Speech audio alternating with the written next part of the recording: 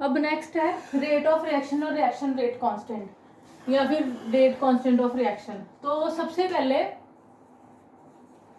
मैंने आपको बताया था, अगर ये कोई रिएक्शन है A plus B gives product, ठीक है, तो यहाँ पर मैं रेट ऑफ रिएक्शन जो है, रेट ऑफ रिएक्शन क्या, change of concentration of reactant और प्रोडक्ट। और आपको पता है कि जो कंसंट्रेशन रिएक्टेंट की है विद टाइम वो क्या होती है, डिक्रीज होती है, एंड कंसंट्रेशन प्रोडक्ट की इंक्रीज होती है। तो रेट ऑफ रिएक्शन तो हमारे पास कांस्टेंट नहीं रहेगा थ्रू आउट द रिएक्शन, हम कर चुके हैं। अब अगर तुम रेट ऑफ रिएक्शन हो गया। अब मैंने लास्ट में तुम्हें एक रेट लॉ भी बताया था, जिसमें क्या था कि रेट ऑफ रिएक्शन जो है, रेट ऑफ रिएक्शन वो डायरेक्टली किस पे डिपेंड करता है, कंसंट्रेशन ऑफ ए और बी, ठीक है।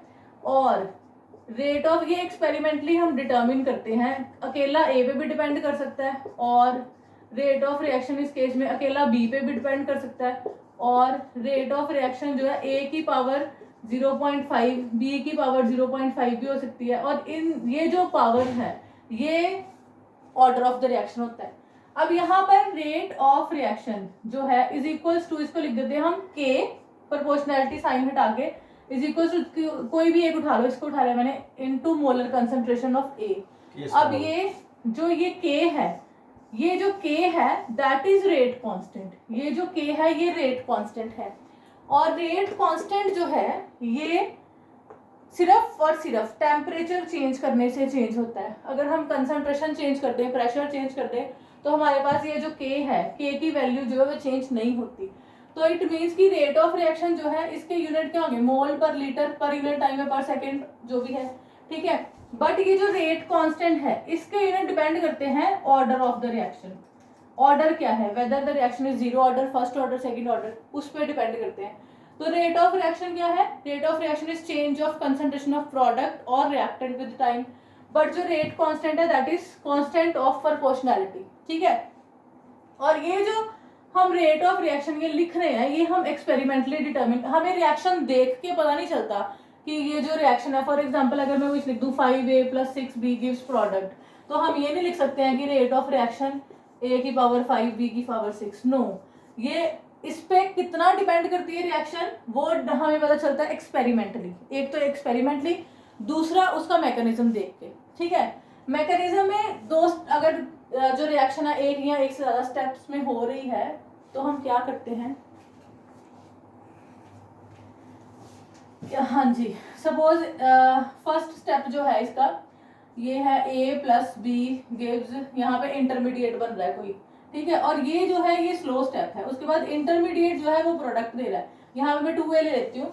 तो जो रेट ऑफ रिएक्शन है वो सिर्फ स्लो स्टेप पे डिपेंड करता है, मीन्स हमारा जो रेट है, मैं इसको ऐसे लिख सकती हूँ, rate of reaction is equals to K, rate constant, A की पावर 2 है और B की पावर 1 है, मीन्स स्लो स्टेप में जो होगा ना वही आपका रेट ऑफ रिएक्शन होगा। और ये बहुत सारी एग्जांपल्स मैं करवा चुकी हूँ, ठीक है। तो जो स्लो स्टेप है उस पर आपका रेट डिपेंड करता है।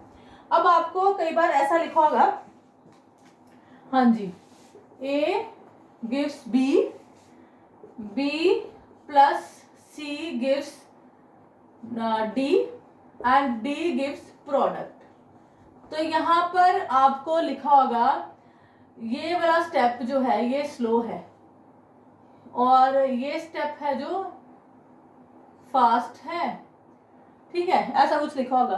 तो जो रिवर्सिबल रिएक्शन होती है, जो रिवर्सिबल स्टेप है, रिवर्सिबल स्टेप को आपने हमेशा फास्ट कंसीडर करना है। Consider reversible step as fast step, reversible step को हमेशा हमने फास्ट कंसीडर करके चलना है। सपोज अगर यही रिएक्शन है, आपको यह कुछ भी लिखा हुआ, आपको सीधा ये लिखा है A gives B and B gives product, तो आपको रेट ऑफ रिएक्शन पूछा है, तो आप सोचोगे यहाँ पे तो बताया नहीं स्लो स्टेप कौन सा है, तो फास्ट। तो ये रिवर्सिबल स्टेप है, इसको हमेशा हमने फास्ट कंसीडर करना है, तो रेट ऑफ रिएक्शन क्या आएगा, K × B, ये आपका जो है रेट ऑफ रिएक्शन है, ठीक है। K × B, जो भी B की पावर है वो हमने लगा देनी है, राइट। हाँ, अब यहाँ पे मेरे से एक गलती हो गई है, चलो एक चीज़ और बता देती हूँ साथ में। यहाँ मैंने बी लिख दिया ना, तो बी जो है वो ए पे डिपेंड कर रहा है, तो अल्टीमेटली ये के इज इक्वल टू ए आ जाएगा, अदरवाइज आपको ऐसा दिखेगा नहीं। फॉर एग्जाम्पल अगर ए गिव्स बी है तो यहाँ पर कुछ और होगा, सी गिव्स बी, बीच में कोई और स्टेप होगा, बी प्लस सी, कुछ ऐसा होगा। तो तुम्हें बस छोटी सी बात है, तुमने रिवर्सिबल स्टेप जो है उसको फास्ट कंसिडर करना है, ठीक है। जैसे भी हम क्वेश्चन डिस्कस करेंगे वैसे वैसे हम पता चलता जाएगा। हाँ जी, ये अब क्वेश्चन देखो, यहाँ भी के ना छोटा है, ठीक है। छोटा के मैं ऐसे ही डालती हूँ, तुमने छोटा के जैसे मर्जी डाल लेना, चाहे ऐसे डाल लेना, क्योंकि यहाँ पे सर बैठे बोले जा रहे हैं छोटा के ऐसे नहीं होता, सर दी राइटिंग मुझे सर अपना के एम पाते, ठीक है। तो ये स्मॉल के है जी। अब देखो ये रिएक्शन है 2NO + O2 गिव्स 2NO2, ठीक है। अब ये 2 स्टेप में हो रही है, स्टेप 1 स्टेप 2, ठीक है।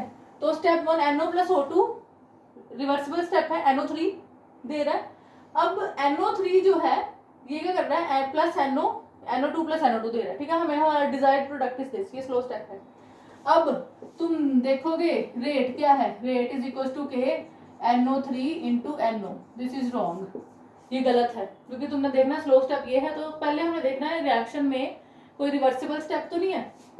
अब यहाँ पे ये जो रिवर्सिबल स्टेप है हमारा, उसमें ये NO3 बन गया, साथ ही NO3 NO + NO2 में, मीन्स NO3 जो है वो इस पे डिपेंड कर रहा है, तो हम रेट लिखेंगे इज इक्वल टू के NO3, जो NO3 की जगह हम NO × O2 × NO, तो हमारे पास रेट क्या आ गया, के NO 2 बार स्क्वायर × O2, तो इस केस में हमारा रेट है के NO² × O2।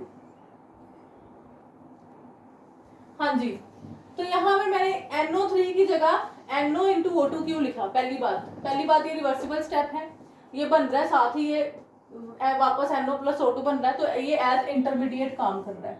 अब जब हम रिवर्सिबल जो स्टेप है उसके लिए हम उसको कंसिडर करते हैं ना, तो उसको हम बोलते हैं स्टेडी स्टेट अप्रोक्सीमेशन,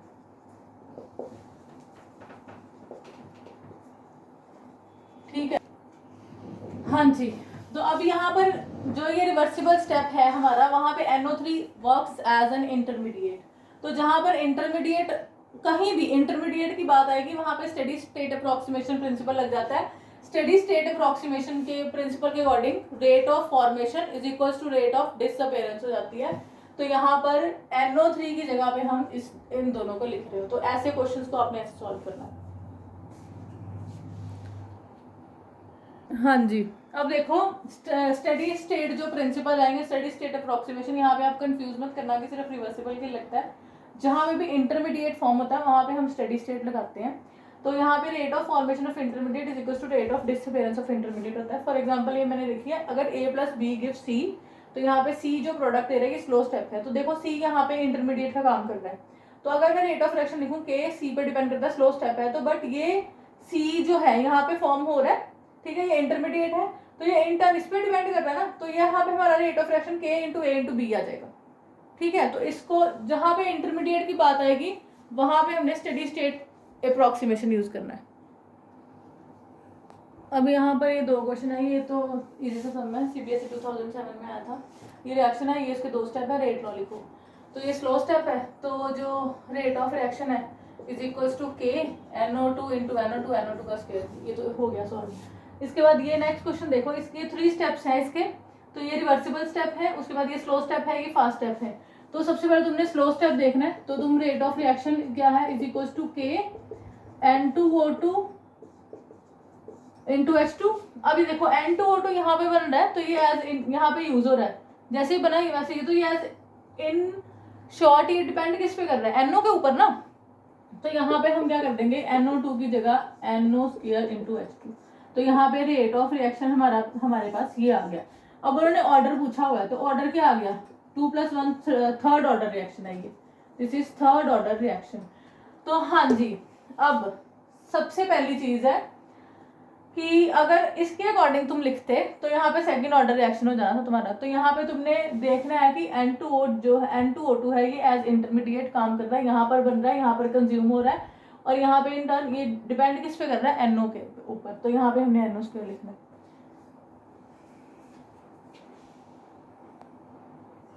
तो यहाँ पर बच्चे ऑर्डर जो है ओवरऑल ऑर्डर पूछा है, अगर तुम्हें पूछे order with respect to NO तो that is 2, order with respect to H2 तो दैट इज 1, ठीक है। तो ओवरऑल ऑर्डर इज 2 + 1 3।